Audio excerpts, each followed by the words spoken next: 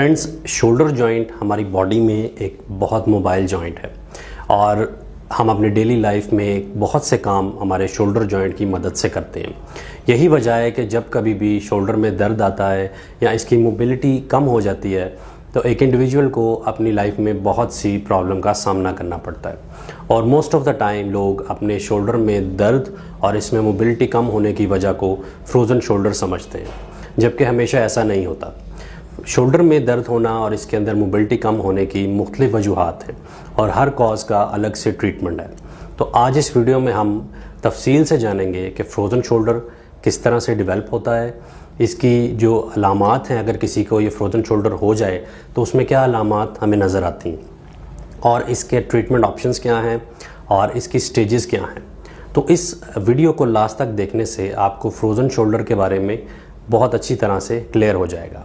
तो बगैर देर किए वीडियो को स्टार्ट करते हैं। हाय एवरीवन, मैं हूं फिजियोथेरेपिस्ट शाहरुख और आप देख रहे हैं फिजियो एडवाइज़र। दोस्तों, हमारा जो शोल्डर जॉइंट है इसको कनेक्टिव टिश्यू की एक लेयर ने सराउंड किया होता है और इस कनेक्टिव टिश्यू की लेयर को हम शोल्डर कैप्सूल कहते हैं और इस कैप्सूल की थिकनिंग हो जाती है फ्रोज़न शोल्डर के अंदर। ये कैप्सूल थिक हो जाता है, ये टाइट हो जाता है और इसमें स्कारिंग होती है जिसकी वजह से फिर इन्फ्लेमेशन भी होती है। तो एज अ रिज़ल्ट जो इंडिविजुअल है उसको शोल्डर जॉइंट में शदीद दर्द होता है और शोल्डर जॉइंट की जो मोबिलिटी है, जो मोशंस हैं, जो मूवमेंट्स हैं, वो भी कम हो जाती हैं। तो बेसिकली फ्रोज़न शोल्डर बोन या मसल की डिज़ीज़ नहीं है, बल्कि ये कैप्सूल की कंडीशन है, कैप्सूल की डिज़ीज़ है। इसीलिए फ्रोज़न शोल्डर को एडहेसिव कैप्सुलाइटिस भी कहते हैं। फ्रेंड्स, फ्रोज़न शोल्डर की एक्चुअल कॉज यानी कि असल वजह एक डिबेटेबल टॉपिक है, लेकिन मेडिकल प्रैक्टिस के मुताबिक ऑस्टियोआर्थराइटिस यानी कि हड्डियों के डिजनरेट होने की वजह से या फिर शोल्डर को इमोबाइल रखने की वजह से, बिकॉज़ बाज़ों का लोगों को जब बाजू में, हाथ में या शोल्डर में कहीं फ्रैक्चर होता है तो उन्हें काफ़ी लंबे अरसे के लिए अपना बाजू जो है वो स्लिंग के अंदर रखना पड़ता है। तो इस वजह से भी, या फिर शोल्डर के अंदर डायरेक्ट ट्रॉमा होने की वजह से यानी शोल्डर में चोट लगने की वजह से और रोटेटर कफ डिज़ीज़ की वजह से भी फ्रोज़न शोल्डर हो सकता है।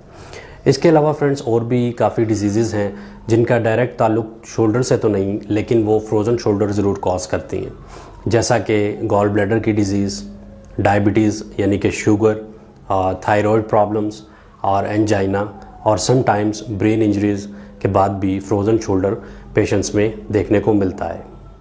गाइस, फ्रोज़न शोल्डर की 3 स्टेजेस हैं और हर स्टेज की ड्यूरेशन 6 माह की होती है। पहली स्टेज को फ्रीजिंग स्टेज कहा जाता है। इस स्टेज में पेशेंट को शोल्डर जॉइंट के अंदर शदीद दर्द होता है और ये दर्द से ना सिर्फ मूवमेंट करने पे बल्कि रेस्टिंग पे भी शोल्डर में पेशेंट को आता है। इसके अलावा ये दर्द रात के वक्त ज़्यादा बढ़ जाता है और पेशेंट को किसी भी पोजीशन में most of the time relief नहीं आ रहा होता। इसके साथ साथ पेशेंट की जो मूवमेंट्स हैं शोल्डर की वो भी कम होने लग जाती हैं। तो फ्रेंड्स, शोल्डर जॉइंट की बेसिकली 6 मूवमेंट्स होती हैं, जैसा कि abduction, adduction, external rotation, internal rotation, उसके बाद फ्लेक्शन एंड एक्सटेंशन। तो फ्रीजिंग स्टेज यानी कि जो पहली स्टेज है उसके पूरे होने तक ये तमाम मूवमेंट्स जो हैं इनमें जो है वो रिस्ट्रिक्शन आ जाती है और स्पेशली इस तरह से एबडक्शन करने में और एक्सटर्नल रोटेशन करने में पेशेंट को काफ़ी प्रॉब्लम होती है। और फ्रीजिंग स्टेज का जो ड्यूरेशन है ये पहले 3 माह से 6 माह तक का है। तो फ्रेंड्स, दूसरी स्टेज को फ्रोज़न स्टेज कहा जाता है और इस स्टेज में पेशेंट का दर्द कुछ हद तक कम हो जाता है, लेकिन जो रिस्ट्रिक्शंस हैं मूवमेंट के अंदर वो काफ़ी ज़्यादा देखने को मिलती हैं। इसके अलावा पेशेंट के जो मसल्स हैं शोल्डर के, स्पेशली डेल्टॉइड, बाइसेप और ट्राइसेप, इनमें हमें एट्रोफी यानी कि दुबलापन और वीकनेस देखने को मिलती है, क्योंकि काफ़ी टाइम तक ये मसल्स जो हैं प्रॉपर्ली यूज़ नहीं किए जाते। इसी वजह से इनके अंदर वीकनेस और एट्रोफी देखने को मिलती है। और इस जो फेज़ है, जो ये स्टेज है फ्रोज़न स्टेज, इसका जो ड्यूरेशन है वो 6 माह से 12 माह तक का होता है। सो फ्रेंड्स, तीसरी स्टेज और लास्ट स्टेज को थॉइंग स्टेज कहा जाता है। इस स्टेज में पेशेंट के जॉइंट कैप्सूल के अंदर रिस्ट्रिक्शंस कम हो जाती हैं और उसकी जो रेंज ऑफ मोशंस हैं वो आहिस्ता आहिस्ता बढ़ने लगती हैं। कैप्सूल के अंदर फ्लेक्सिबिलिटी आती है और पेन भी काफ़ी हद तक कम हो जाता है। और इसका जो ड्यूरेशन है थर्ड स्टेज का वो 6 माह से 18 माह तक का है।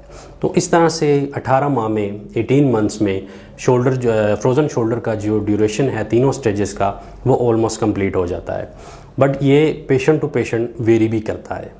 तो फ्रेंड्स, अब हम बात करते हैं फ्रोज़न शोल्डर के ट्रीटमेंट के बारे में। फ्रोज़न शोल्डर के ट्रीटमेंट के 2 प्राइमरी गोल्स होते हैं।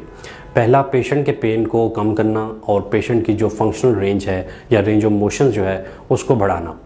तो फिज़िकल थेरेपी में पेशेंट के जो फ्रोज़न शोल्डर का जो ट्रीटमेंट है, फिजियोथेरेपी में उसको स्टेजेस वाइज ट्रीट किया जाता है। तो पहली स्टेज में जो कि फ्रीजिंग स्टेज है उसमें पेशेंट को जस्ट पेंडुलम एक्सरसाइजेस और इलेक्ट्रोथेरेपी जिसमें इलेक्ट्रिक करंट्स और थर्मल थेरेपी के थ्रू पेशेंट के दर्द को कम किया जाता है।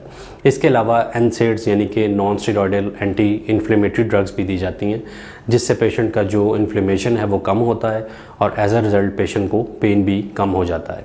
नेक्स्ट में फ्रेंड्स, जैसा कि हमारे पास सेकंड स्टेज आती है फ्रोज़न स्टेज, तो इस स्टेज में हमने पेशेंट को मोबिलाइजेशन करवानी होती है, जॉइंट की मोबिलाइजेशन होती है जो कि आपका फिजियोथेरेपिस्ट आपके लिए परफॉर्म करता है आपके जॉइंट के ऊपर।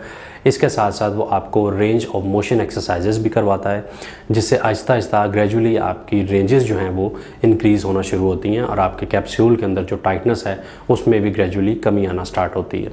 सो थर्ड स्टेज में चूँकि अब आपकी जो रेंजेस हैं वो कुछ बढ़ चुकी होती हैं और आपका पेन जो है वो कुछ सबसाइड हो जाता है, तो इस स्टेज में पेशेंट को बेसिकली एक्टिव एक्सरसाइजेस करवाई जाती हैं और साथ साथ पेशेंट को स्ट्रेंथनिंग एक्सरसाइजेस भी करवाई जाती हैं।